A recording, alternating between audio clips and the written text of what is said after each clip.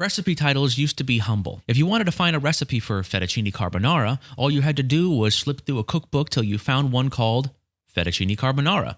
Once recipes entered the internet age, they suddenly had to compete with hundreds of others exactly like it. Recipe writers adapted by devising a hyperbolic titling format to get noticed.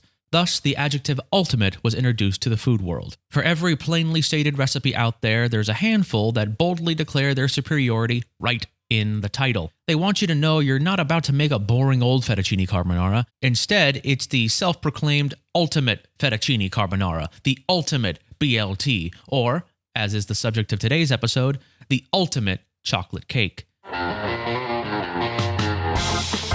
I'm Brian Gutierrez, and this week on the feed, I wanted to better understand these self-aggrandizing recipes, so I invited one to the show.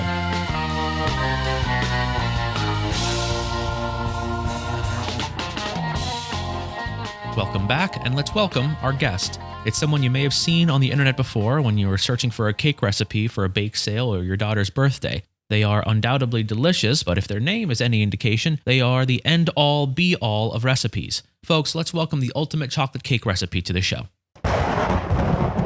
I am the ultimate chocolate cake recipe. All must bow before me. No other combination of flour, fats, and leavening agents exceeds the glory produced when my instructions are followed to the T.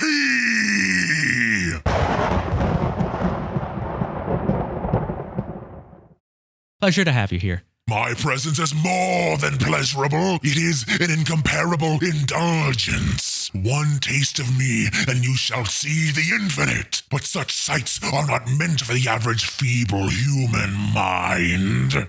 Okay, so let me ask you, as the ultimate chocolate cake recipe, do you ever have days where you're like, maybe I'm just an average chocolate cake recipe? No! My tremendousness is undeniable! Not a morsel of me shall be left behind. Every last crumb and smudge must be lapped up like the dogs you are. You shall put no other chocolate cake recipes before me, for I am the alpha, the omega of chocolate cake recipes. Right, well, I ask because I compared your recipe to a number of other chocolate cake recipes I found online that didn't feel like they had to announce that they were an objectively transcendent cake experience. Lesser cakes quiver in my presence, for my dominion is supreme, and their reverence for my majesty is eternal. Maybe, but I don't think they'd have much reason to, because they're nearly identical to you. They will pay fealty to me, and I shall perform the rite of prima nocta with their wives. Wait, hold on. Say that again? They're all nearly identical to you. Same ingredients, similar measurements, nearly identical techniques and cook times. Yeah, but I'm sure they stole their recipe from me, the ultimate chocolate cake recipe. Those imposters shall pay.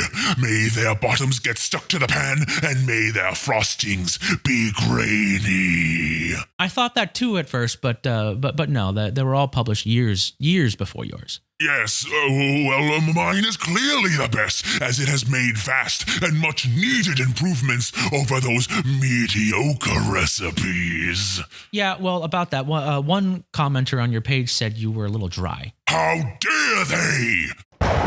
Perhaps my wit can be a little arid, but my crumb is sopping wet. So you say, but the reviewers tend to think your texture is closer to cornbread than a cake.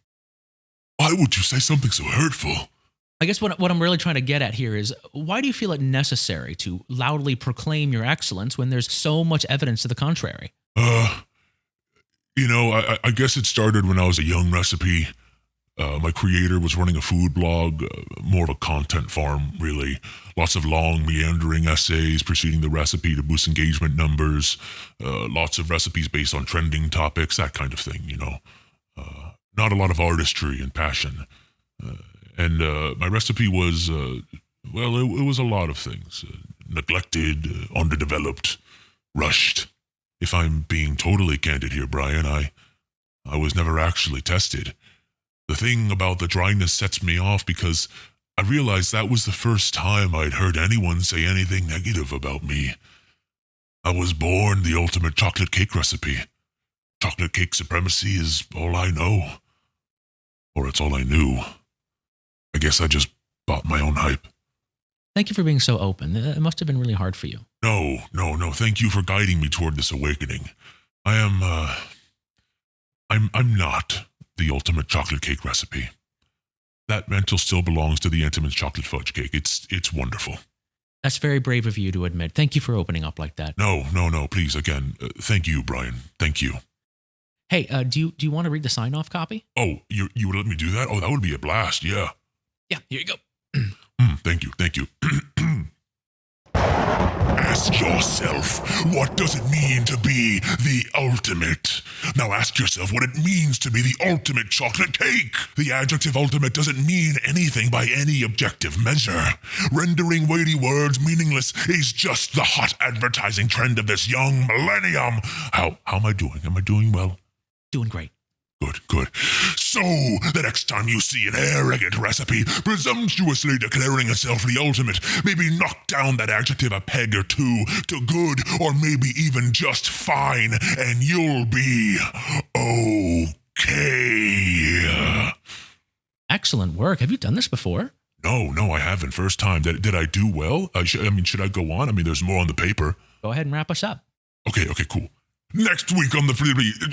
hold on. I messed that up. Hold on. Can I do it again? Hold on. I'm going to do it again. One more time.